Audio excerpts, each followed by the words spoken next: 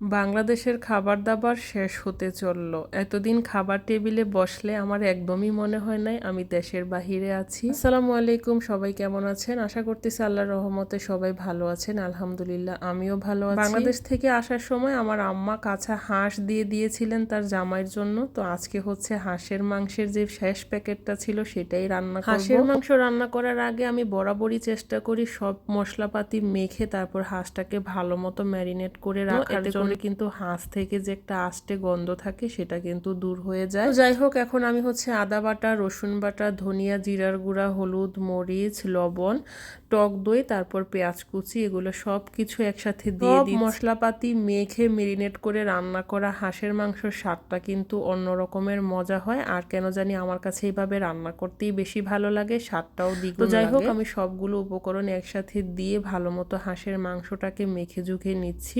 আমার ভাই বোনও আমার হাতের হাঁসের মাংস অনেক বেশি পছন্দ করে, বলে আপু তোমার হাতের হাঁসের মাংস খেতে অনেক বেশি মজা হয়। তো দেখতে পাচ্ছেন আমি সবগুলো মশলা ভালো মতো মেখে নিয়েছি। এখন হচ্ছে আমি আধা ঘন্টা ম্যারিনেট করে রাখবো। 40 মিনিট পরে হচ্ছে আমি হাঁসের মাখানো পাতিলটা চুলায় বসিয়ে দিচ্ছি। আর এখন হচ্ছে আমি গরম মশলাগুলো দিয়ে দিতেছি, দারচিনি পরিমাণ মতো, এলাচ, লবঙ্গ, তেজপাতা সবকিছুই। এখন আমি ঢাকনাটা দিয়ে চুলাটা মিডিয়াম আঁচে রেখে হচ্ছে ভালো মতো হাঁসটাকে কষিয়ে নিব। হাঁসের মাংস যত কষিয়ে রান্না করবেন খেতে তত বেশি ভালো লাগবে আর গ্রেভিনেসটাও বাড়বে। তো হাঁসটাকে আমি 10-15 মিনিট কষিয়ে নিলাম। সাথে হচ্ছে আমি একটা টমেটো কেটে দিয়েছি। টমেটো কেটে দিলে কিন্তু হাঁসের স্বাদটাও যেমন বাড়ে, তাছাড়া কালারটা দেখতেও অনেক বেশি সুন্দর লাগে। ছেলেদের কত ভাগ্য ভালো হয় তাই না? তারা বাবার বাড়িতে মায়ের আদর যেমন পায়, শ্বশুর বাড়িতে গেলে শাশুড়িও কিন্তু তেমন আদর করে। শ্বশুর বাড়ি মধুর হাড়ি, এই কথাটা কিন্তু ছেলেদের বেলায় প্রযোজ্য, মেয়েদের বেলায় না। আমি চেষ্টা করি ভোর রাতের খাবারটাও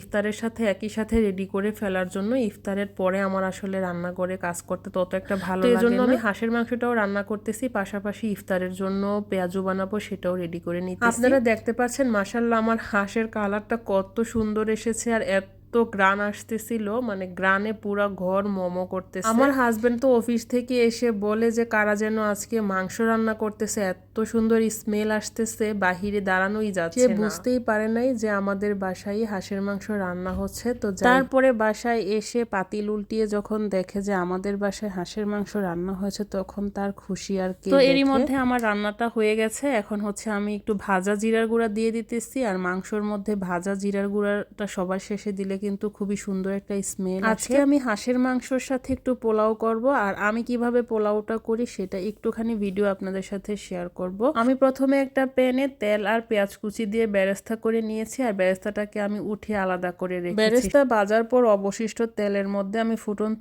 গরম পানি আর পরিমাণ মতো গরুর দুধ দিয়েছি, সাথে হচ্ছে এলাচ, দারচিনি, লবঙ্গ দিয়ে আমি ভালো মতো পানিটাকে ফুটিয়ে কমিয়ে নিয়েছি। এরপর পানির মধ্যে পোলাওর চালগুলো দিয়ে ঢাকনা দিয়ে তারপরে একদম চুলাটা দমে রেখেছি। বাস হয়ে গেল আমার ঝরঝরে পোলাও। ঘি দিয়ে দিচ্ছি, আর পোলাওর মধ্যে ঘিয়ের একটা ফ্লেভার কিন্তু অন্য রকমের ভালো লাগে। এখন বেরেস্তা দিয়ে আমি পোলাওটা হাঁসের মাংসের সাথে পরিবেশন করব। আমার আজকের রেসিপিটি আপনাদের কেমন লাগলো তা কিন্তু অবশ্যই আমাকে কমেন্ট করে জানাবেন। ভালো থাকবেন সবাই, আল্লাহ হাফেজ।